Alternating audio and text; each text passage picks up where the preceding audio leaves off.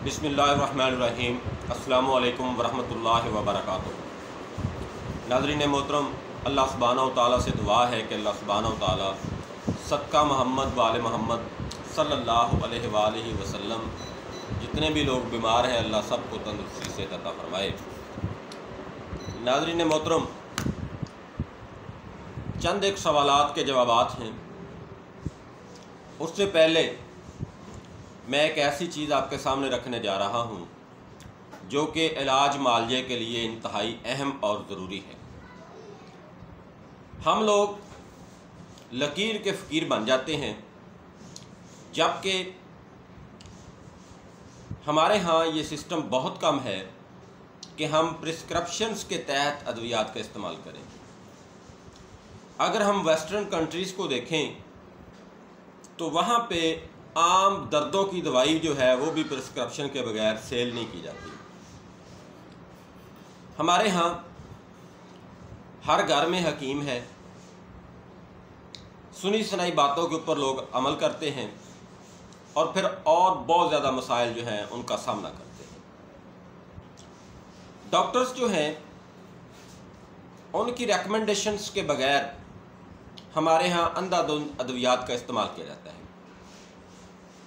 और ये बात मुशाहदा में आई है कि बहुत से ऐसे लोग जो कि अद्वियात के इस्तेमाल की वजह से मज़ीद अमराज में मुब्तला होते हैं। पाकिस्तान के अंदर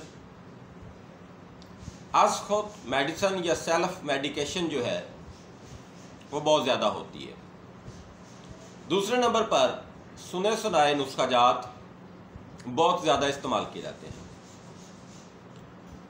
जिस तरह से किसी भी फील्ड के अंदर प्रोफेशनल का होना ज़रूरी है, हर फील्ड के अंदर हर बंदे की एक अलग से स्पेशलिस्टी होती है। लोग उस स्पेशलिस्टी के ऊपर काम करते हैं। इसी तरह से मेडिकल फील्ड के अंदर भी डॉक्टर्स, मालजीन और तबीब हजरात की भी प्रोफेशनलिटी होती है। कुछ हजामा प्रोफेशनल्स होते हैं, कुछ एलो प्रोफेशनल्स होते हैं, और एलो के अंदर बहुत सी इकसाम्स हैं। जिस तरह से मैदा का डॉक्टर है, दिल का डॉक्टर है, डायबिटिक्स का डॉक्टर है, दिमाग यानी नैरो सर्जन्स हैं, और तमाम जो फील्ड्स हैं वो अलग अलग परफॉर्म की जाती हैं। और इन सब का एक होता है जर्नल डॉक्टर या जर्नल प्रैक्टिशनर। अगर आपको कोई भी मसाइल्स हैं तो सबसे पहले आप अपना जो फैमिली डॉक्टर है या जनरल डॉक्टर है या जनरल प्रैक्टिशनर है उससे आप डिस्कस करते हैं। वो उन मामलात को देखता है और उसके बाद आपको सलाह देता है कि आप जिगर के डॉक्टर को मिलें, या आप मैदे के डॉक्टर को मिलें, या फिर दिल के डॉक्टर को मिलें, या स्किन स्पेशलिस्ट को मिलें।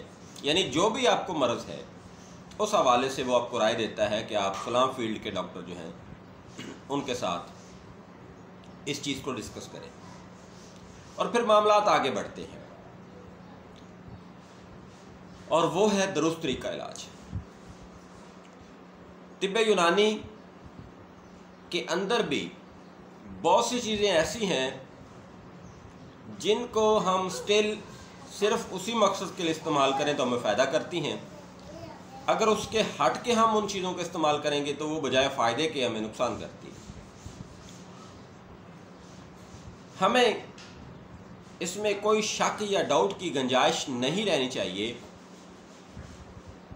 कि ब्लॉकेज को जो चीज़ें खोलती हैं वो और किसी मकसद के लिए इस्तेमाल नहीं होती। इस तरह से शुगर के लेवल को जिसे कंट्रोल करती हैं उनका मकसद सिर्फ शुगर के लेवल को कंट्रोल करना है, बाकी उसके जो साथ अमराज हैं उनके साथ काम करना नहीं होता। नाजरीन, मेरी आपसे गुजारिश है कि खुदारा अच्छे प्रोफेशनल तबीब और मालज के साथ अपने तमाम अमराज को डिस्कस करें जो भी आपको लाहक है। अगर वो आपको राय दे तो उसकी राय को मुकद्दम समझें।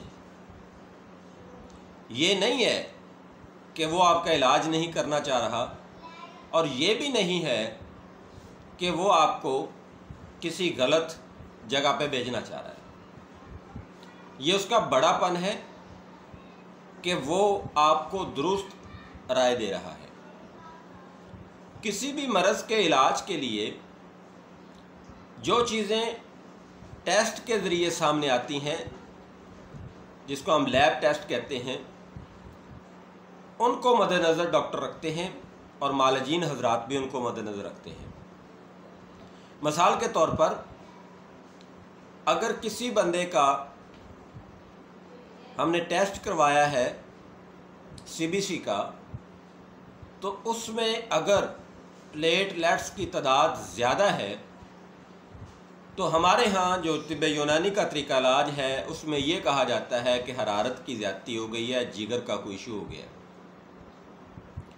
फिर इस तरह से अगर वाइट सेल्स ज़्यादा होते हैं तो ये कहा जाता है कि बलगमी अमराज की वजह से ये ऐसा हुआ है। इसमें कोई शक नहीं है, ये बात बिल्कुल दुरुस्त है। बहुत से लोग ऐसे होते हैं जो कि टेस्ट करवाते ही नहीं हैं और फिर इलाज करते रहते हैं, जो कि गलत होता है। तो लिहाजा लैब टेस्ट लाजमी है। चूँकि हमें अब हर सहूलत मौजूद है, हमें उस सहूलत से फ़ायदा उठाना चाहिए। टेस्ट लाजमी करवाएं। अगर आपको कोई डिज़ीज़ है तो पहले आप अपने मालिक से मिलें, वो जो टेस्ट आपको रेकमेंड करे वो टेस्ट करवाएं। उनके जो नताइज हैं वो अपने डॉक्टर्स के साथ या अपने मालिजीन के साथ कंसल्ट करें। उसके बाद वो जो आपको प्रिस्क्राइब्ड करे या अगर आपको किसी जगह पर रेफ़र करे तो बराए करम आप अपनी सेहत को ज़्यादा अहम समझें। किसी भी इलाज से करवाने से पहले आपको अपनी सेहत का बहुत ज़्यादा ख्याल रखना है और आम डॉक्टर्स और आम जो मालजीन हजरात हैं उनसे किनारा कशी करनी है। मैंने देखा है कि मेरे पास ऐसे भी मरीज़ आते हैं जो कि अद्वियात के गलत इस्तेमाल की वजह से मज़ीद नुकसान उठा चुके होते हैं। देखिए, तिब्बे यूनानी का जो तरीका इलाज है, इसमें अगर गलत अद्वियात इस्तेमाल करवाई जाएं तो बहुत ज़्यादा नुकसान होते हैं। एलोपैथिक के अंदर भी मामला इसी तरह से ही है। हमने हर चीज़ को देखना होता है, मिजाज, खिल्लत, कफ़ियत, मर्ज़ की नौइयत और मरीज़ की जो स्टेज है वो कि किस स्टेज पे वो पहुंच चुका है, और उसका तरीका इलाज जो है वो जिस तरह से हमें कानून तिब ने हमें बताया हम उसको फॉलो करते हैं। तो प्लीज़ खुदारा सेल्फ मेडिकेशन से बचे रहें। मुख्तलिफ़ किस्म की अद्वियात के तजर्बात ना करें। अपने जो भी मामलात हैं, चाहे वो छोटे हैं, आज अगर वो छोटे मामलात हैं, अगर आप उनको हैंडल कर लेंगे तो कल बड़े अमराज से आप बच जाएंगे। अगर आप उनको बाय सेल्फ मेडिकेट करेंगे, ट्रीट करेंगे या फिर उनको इग्नोर करेंगे तो फिर आप खुद इग्नोर हो जाएंगे। ये बातें मेरी बिल्कुल कड़वी हो सकती हैं, आपको फ़ील हो सकती हैं, लेकिन हकीकत यही है कि जो लोग छोटे मोटे अमराज को इग्नोर करते हैं वो बड़े अमराज में मुब्तला हो जाते हैं। जो लोग सेल्फ मेडिकेशन पे लगे हुए होते हैं, अपनी ट्रीटमेंट नहीं करवाते, उनको फिर उसका भुगतना पड़ता है। तो मेरी आज यही गुजारिश है कि अपना इलाज किसी बड़े प्रोफेशनल डॉक्टर से करवाएं, जहाँ तक आप करवा सकते हैं। अगर आप समझते हैं कि आज उसका ख़र्चा ज़्यादा हो रहा है तो कल आपको उससे भी ज़्यादा खर्चे का सामना करना पड़ सकता है। अपना बहुत सारा ख्याल रखें, मुझे अपनी दुआओं में याद रखें। फ़ीमानिल्लाह, अल्लाह हाफ़िज़, अस्सलामु अलैकुम।